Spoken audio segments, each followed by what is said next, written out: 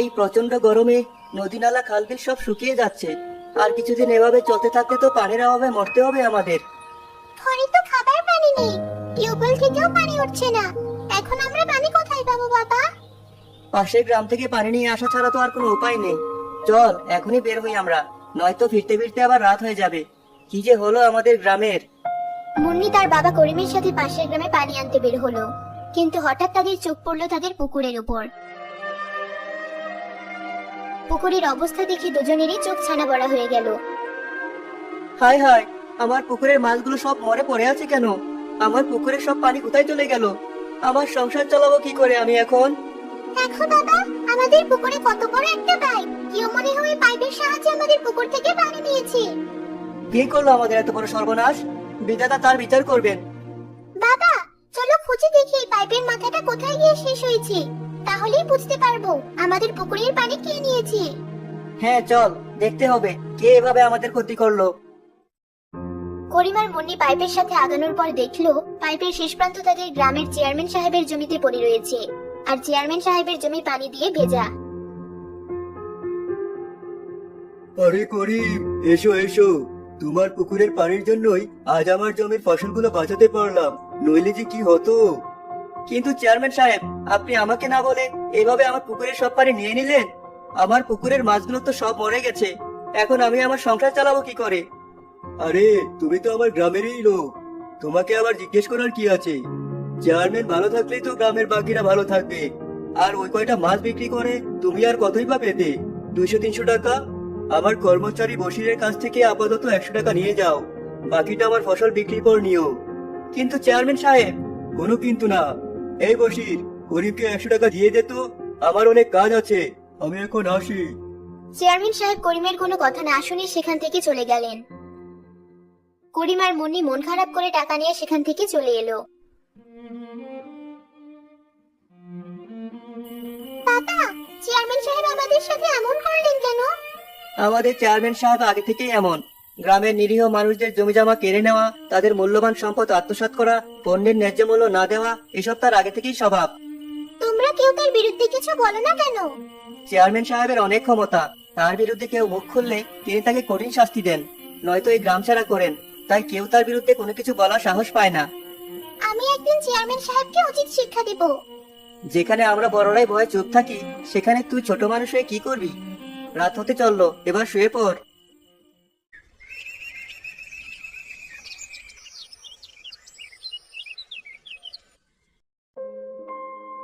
রাত পেরিয়ে সকাল হলো।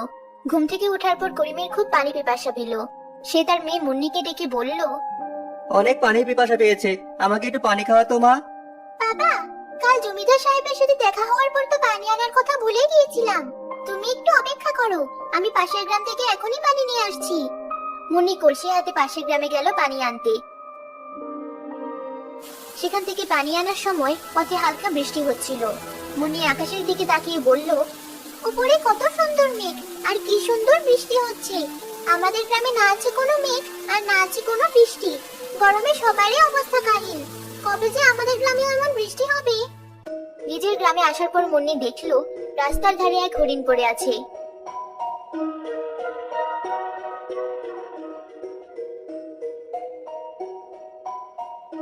কি হয়েছে তোমার? তুমি এভাবে মাটিতে পড়ে আছো কেন? আমাকে একটু পানি খেতে দাও, আমি এখন পানি খেতে না পারলে মারা যাব।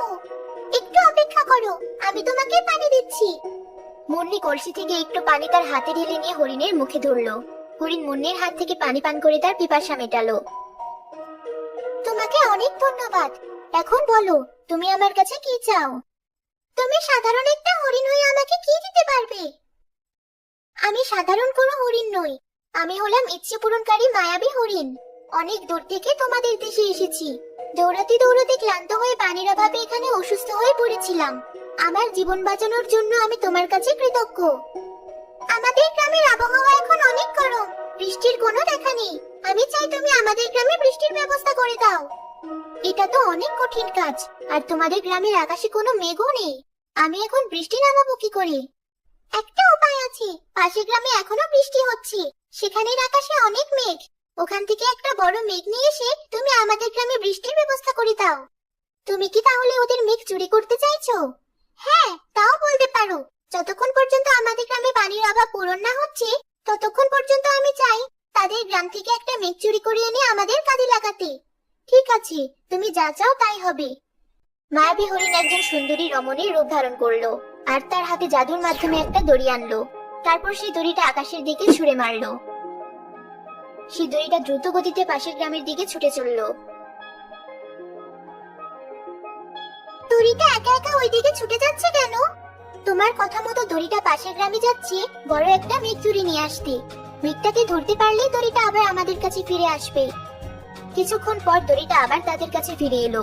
মুন্নি দড়ির মাথায় বড় একটা মেঘ বেঁধে রাখা দেখে অবাক হয়ে গেল। আমি তো তোমার কথা প্রথমে বিশ্বাসই করতে পারিনি। ইচ্ছুকে দেখার পরও বিশ্বাস করতে কষ্ট হচ্ছে। আজ থেকে 2 দিনের জন্য এই মেঘ তোমার। তুমি দড়ি ধরে টান দিলেই মেঘ থেকে বৃষ্টি পড়বে। 2 দিন পরে মেঘের কি হবে? এই জাদুর দড়ি কোনো জিনিসকে 2 দিনের বেশি আটকে রাখতে পারে না। 2 দিন পরে মেঘ আবার তার আগের জায়গায় ফিরে যাবে। এর আগ পর্যন্ত তুমি যেখানে ইচ্ছে যত খুশি এই মেঘ দিয়ে বর্ষণ করিয়ে নিতে পারবে। ঠিক আছে মায়াবী হরিণ, 2 দিন পর তুমি এসে তোমার দড়ি নিয়ে যেও। মুন্নি মায়াবী হরিণের দেওয়া মেঘ নিয়ে প্রথম দিন তার গ্রামের সব পুকুর আর নদী নালা ভরাট করলো।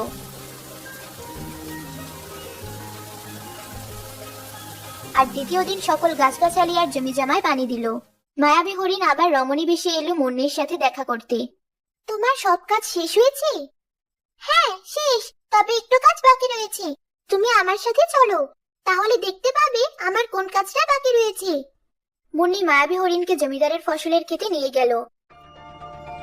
তারপর বেঁধে রাখা মেঘের দড়িতে টান দিয়ে সেখানে ভারী বর্ষণ করাতে শুরু করলো। করছো কি? এক জমিতে এত বেশি বর্ষণ করালে তো জমিটা পানিতে তলিয়ে যাবে। আমি তো সেটাই চাই। এই জমিদার গ্রামে সবাইকে অনেক অত্যাচার করেছি, তাকে তার যোগ্য শাস্তিটাই দিচ্ছি আমি। কিন্তু তাই বলে এভাবে কারো ক্ষতি করে প্রতিশোধ নেওয়া ঠিক না। তুমি চাইলে আমি তোমাকে অন্য একটা উপায় বলতে পারি, যেটাতে সাপও মরবে, লাঠিও ভাঙবে না। কি উপায়? আমি এই জায়গার উপর এমন একটা জাদু করব, যেটা দেখে মনে হবে পুরো জমিটা পানিতে তলিয়ে গেছে। জমিদার সাহেব যখন মন থেকে তোমাদের সবার কাছে ক্ষমা চাইবেন, তখন জমিটা আবার তার আগের রূপে ফিরে যাবে। গ্রামের মানুষ রাস্তাঘাটে, নদী নালায় সব জায়গায় পানি দেখে অবাক হয়ে গেল। সবাই বিধাতার কাছে শুকরিয়া আদায় করতে থাকলো তাদের গ্রামে বৃষ্টি দেওয়ার জন্য। এতদিনে আমাদেরকে নজরে পড়লো খোদার, নয়তো আমি এবার সব আশা ছেড়েই দিয়েছিলাম ফসল করে তোলার। জমিদার সাহেব আমার পুকুরে সব পানি নিয়ে নেওয়ার পর আমিও মাছ চাষ করার স্বপ্ন বাদ দিয়েছিলাম, কিন্তু বৃষ্টি হওয়ার কারণে এখন আবার আশার আলো দেখতে পাচ্ছি। অন্যদিকে জমিদার সাহেবের চিৎকার চেঁচামেচি শুনে গ্রামের সবাই সেদিকে ছুটে গেল। কি হয়েছে জমিদার সাহেব, আপনি এমন করছেন কেন? আমার সব জমি জমা পানিতে ডুবে গেছে, আর সেই কারণে আমার ফসলগুলো নষ্ট হয়ে গেছে। কি বলছিল আমার, শুধু আমার সাথে কেন এমন হলো? সবই আপনার পাপের শাস্তি। আপনি গ্রামের মানুষের সাথে কখনো ভালো ব্যবহার করেননি, তাদের উপর আপনার ক্ষমতা খাটিয়েছেন, অন্যায়ভাবে তাদেরকে শোষণ করেছেন, তাই আজ আপনার এই পরিণতি। আমার ভুল হয়ে গেছে, আমি আর কখনোই এমন করব না। আপনি এখন গ্রামের সবার কাছে ক্ষমা চান। সবাই যদি আপনাকে ক্ষমা করে, তবেই হয়তো আপনি আপনার জমি আবার আগের রূপে ফিরে পাবেন। তোমরা সবাই আমাকে ক্ষমা করে দাও, আমি আর কখনোই তোমাদের উপর কোনো অত্যাচার করব না। আজ থেকে আমি গ্রামের মানুষের কথা সবার আগে চিন্তা করব, তারপর নিজের। ঠিক আছে জমিদার সাহেব, আপনি যখন সবার সামনে এভাবে ক্ষমা চাইছেন, আমরা আপনাকে ক্ষমা করে দিলাম। এই কথা বলার পর জমিদার সাহেবের জমির পানি ধীরে ধীরে শুকাতে শুরু করলো, আর তার ফসলগুলো আবার আগের মতো তরতাজা হয়ে উঠলো। তোমার কথা ঠিক হয়েছে মুন্নি, তুমি ছোট একটা মেয়ে হয়ে আমার চোখ খুলে দিয়েছো। আমি সত্যিই অনেক লজ্জিত। আপনি আপনার ভুল বুঝতে পেরেছেন, এটাই অনেক। এরপর থেকে গ্রামের সবাই সুখে শান্তিতে বসবাস করতে থাকলো। মায়াবী হরিণও তার নিজের দেশে ফিরে গেল।